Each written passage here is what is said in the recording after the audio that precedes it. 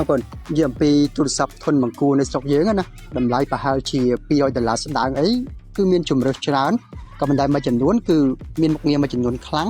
មុខងារមួយចំនួនទៀតខ្សោយអីចឹងទៅអត់បានទាំងអស់ទេនេះគឺជាទូរស័ព្ទដែលខ្ញុំគិតថាគឺជាកញ្ចប់ទូរស័ព្ទដ៏ល្អសម្រាប់តម្លៃប្រមាណជា$200ស្ដើងវាគឺជា Infinix Hot 60 Pro Plus អ្វីដែលពិសេសពីទូរស័ព្ទនេះជាងគេគឺកម្រាស់ដ៏ស្ដើងរបស់វាទូរស័ព្ទនេះមានកម្រាស់ត្រឹមតែ5ទៅ95មីលីម៉ែត្រទេដែលពិតជាស្ដើងខ្លាំងមែនទែនជាទូទៅទូរស័ព្ទដែលគេប្រឹងធ្វើឲ្យស្ដើងគឺតែងតែលះបង់នៅមុខងារមួយចំនួនដូចជា speaker បានតែមួយគ្រាប់ទេហើយថាមពលថ្មគឺទូចមែនទែនដែលมันអាចប្រើជាទូរស័ព្ទប្រចាំថ្ងៃពេញលេញបានទេប៉ុន្តែទូរស័ព្ទនេះមាន speaker ដល់ទៅ2គ្រាប់ពី JBL ដែលឮល្អហើយថែមទាំងមានថ្មទំហំធំដល់ទៅ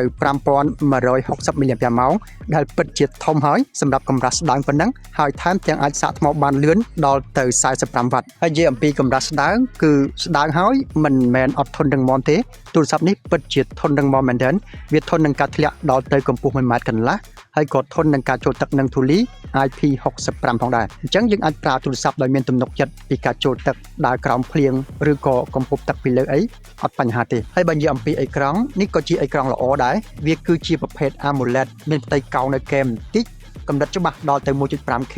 ល្បឿន 144Hz តែម្ដងហើយកម្រិតពន្លឺគឺភ្លឺខ្លាំងដល់ទៅ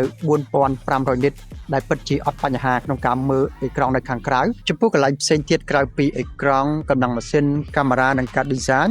វាក៏មានច្រើនពេញលេញដែរដូចជាដាក់ SIM card បាន2មាន speaker 2គ្រាប់មាន sensor scan ម្រាមដៃក្រោមអេក្រង់ដែលទំនើបនិងដំណើរការបានល្អ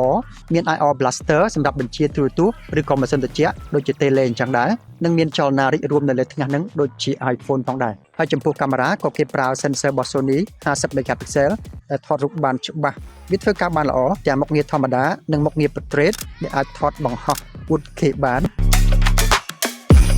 និយាយអំពីមុខងារ AI ក៏មានច្រើនសម្បូរបែបដែរទាំង AI សម្រាប់កែរូបដែលអាចលុបវត្ថុឬក៏មនុស្សចេញពី frame រូបភាពបានអាចពង្រីកជារូបភាពបានហើយក៏មាន AI សម្រាប់បកប្រែភាសាពីភាសាមួយទៅភាសាមួយអំឡុងពេល call និង AI ជំនួយការធ្វើការផ្សេងៗទៀតសរុបចុងក្រោយសម្រាប់ទូរស័ព្ទតម្លៃប្រមាណជា$200ស្ដើងខ្ញុំគិតថាទូរស័ព្ទ Hot 60 Pro Plus នេះគឺមានមុខងារច្រើនសម្បូរបែបសមរម្យបងប្អូនគិតមិនដែរបើសិនជាមានយោបល់កុំភ្លេចទៅ share នៅខាងក្រោមក្នុង comment ឲ្យខ្ញុំបានដឹងផងជួបគ្នានៅវីដេអូក្រោយទៀត